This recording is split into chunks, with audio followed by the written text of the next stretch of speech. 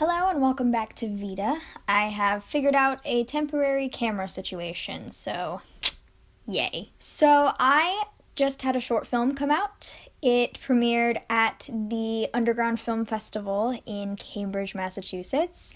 It is a scary movie called ASL, which, if those of you were not born in the 90s, that means age, sex, location. It was used in chat rooms to get information about people, and this one takes that phrase and kind of puts a twist on it. So basically today, kind of in honor of it coming out and it kind of it's going to be in a couple festivals, I think, in the Northeast area. But I thought it would be fun to talk about what it was like shooting the short film. So I auditioned for ASL back in, I want to say, June of 2017? June or July. It is, I don't know what day it is, but it's a Sunday in June of 2017, and I'm at an audition for a horror movie, and the audition is being held at MIT. We basically went to MIT, because they had rented out a room at MIT, so it was the closest I ever got, and it was basically, in this case, because there wasn't a lot of lines for me, they were like, basically like, be creepy. Be creepy for us. Show us like a creepy look that you would do. And then we sat down and talked about the project a little bit, and we even talked about Supernatural. We talked about Supernatural because I always thought that the film was a little bit like an opening to a Supernatural episode. So I got the part, and then for the next couple of months I was kind of getting contact info, emails from one of the producers basically scheduling costume fittings. First was I got fitting for my teeth. So we had these sharp, scary teeth. They were actually called Pennywise teeth. I had seen it fairly recently, and so they were Pennywise brand teeth, so you can buy these. We had to get them fitted to our mouths, like custom fitted. So what happened was I went over to the house where we were shooting, and it was basically home base for most of the project, and it's also where our makeup artist lives. She was amazing. She was so cool. I loved hanging out with her. So we went in, and she had all of her supplies laid out, and she showed me the teeth, and what happened was we put this moldable wax, which you heat up with hot water, and then she would have me basically put it up against my teeth, and it would have to dry so it could mold to my teeth, and you'd attach the fake teeth to the wax. So all the girls who were playing demons with me. That's what I was playing. I was playing a demon girl. We all had our own sets of teeth, and we all had them in little cases, and they had our names on them. So we did that, and that was a couple weeks before, we even turned a camera on. A couple weeks later, we came back, and I met one of the other girls who was playing a demon with me, and we were doing the teeth again and trying different methods of putting teeth on. She had braces too, which was harder for the stuff to stick, so we actually used braces wax to smooth out the surface and everything. Then that day as well, I remember we were she was fooling around with a blood pump, and then she showed us what the intestines were going to look like. These intestines were made out of sausage casings and quinoa, and the blood was made out of sugar-free maple syrup. Not too bad? No, it just tastes like syrup. Yeah, it tastes like syrup. It did smell like syrup. I could smell it outside. We did all of those costume fitting things. Another couple weeks go by.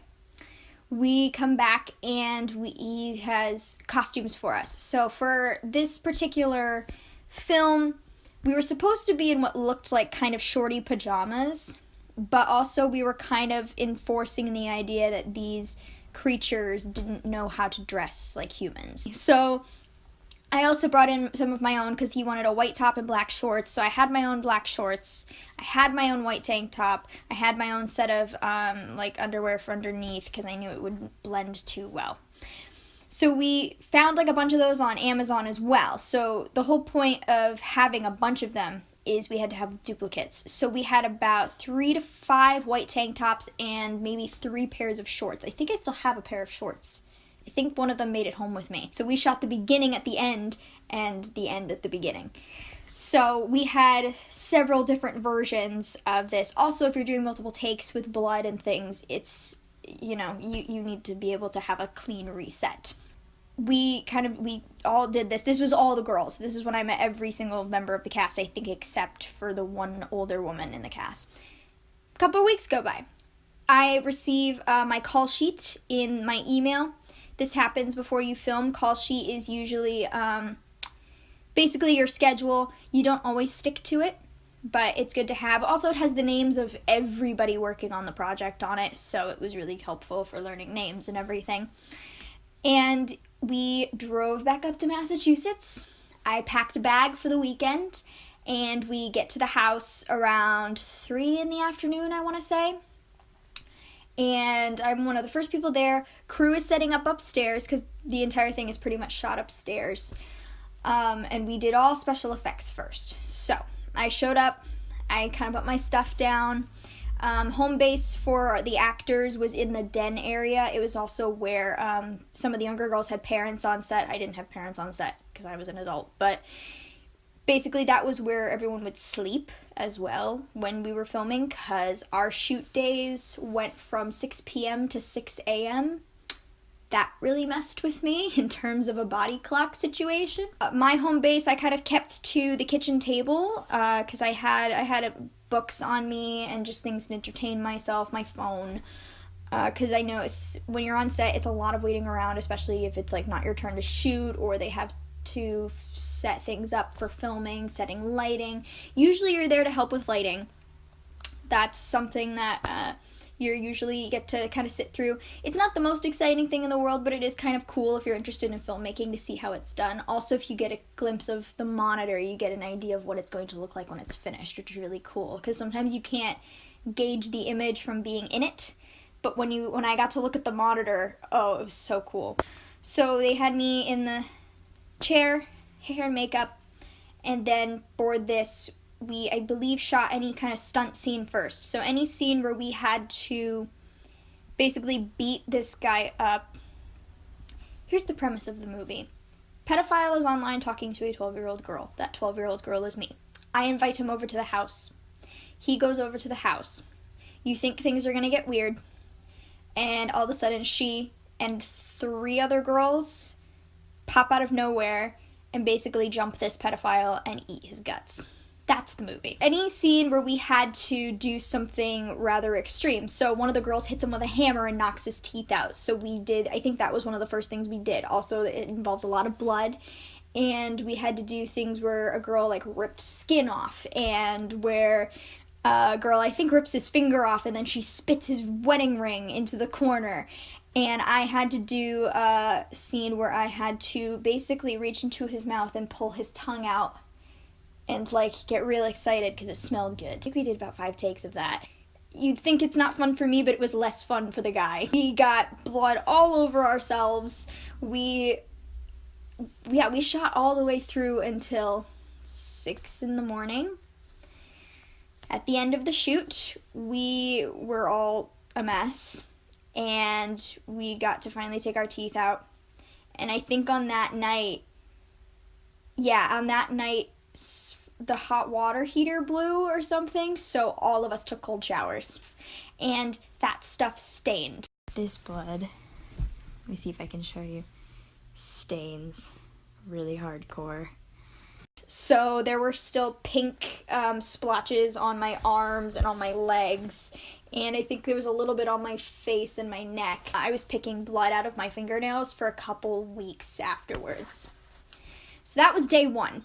Me, our makeup artist, the actress playing, there's a mother demon. She was staying with us as well, and one of the PAs, I think, was with us too. And so all 4 of us were staying in the home where we were shooting. So I slept from 7 o'clock to around 3 p.m. Then you wake up, you go downstairs, and you have breakfast, which for us was I think orange juice and cereal, and This is a small production, but they had craft services every night. They had snacks, they had muffins, they had everything. And then at a certain time of night, we would all have dinner, which wasn't at any kind of normal dinner time, but they basically delivered barbecue to us every single night, which was really, really awesome. So our second night, so it was me and the first girl to appear out of the closet, and the guy playing the pedophile.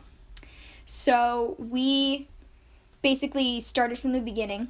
We filmed the scene where he comes up to the door, and I remember doing lighting for that really, really specifically and working out blocking for that because it had to appear as though he turns for a second and I disappear. So I remember having to learn how to like duck under camera and like do all kinds of stuff.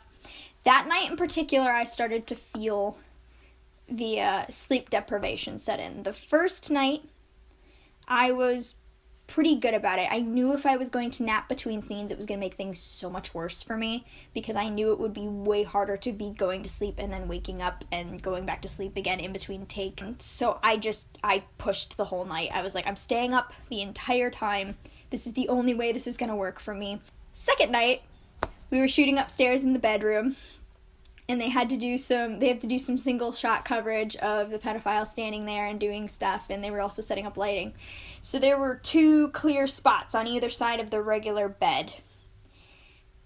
She passed out on the right, I passed out on the left. Yeah, there was one point, I never fully fell asleep, but I was in that place where you can kind of hear what's going on, but your brain's pretty much gone. And then I heard someone say, "Oh, I think Lindsey's gone," and I was like, up. I was like, I can do it. I'm awake. I'm good. I can do it. If you're doing special effects, take up meditation, because sometimes you're going to have to be in an uncomfortable position for a long period of time. When we were towards the end of shoot day 1, we were all gathered around the pedophile, all 4 girls.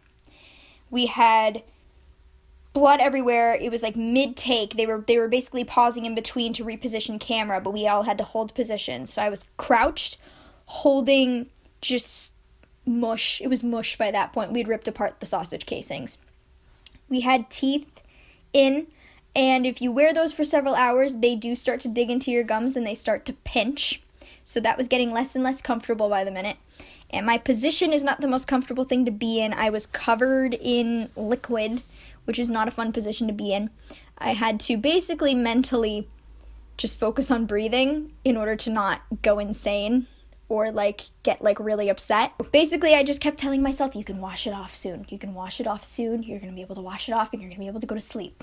I wasn't able to eat pancakes for a while after that because the smell of maple syrup actually made me physically ill. So I think that's all I can think of to say, but it was super, super fun. I would totally work with them again.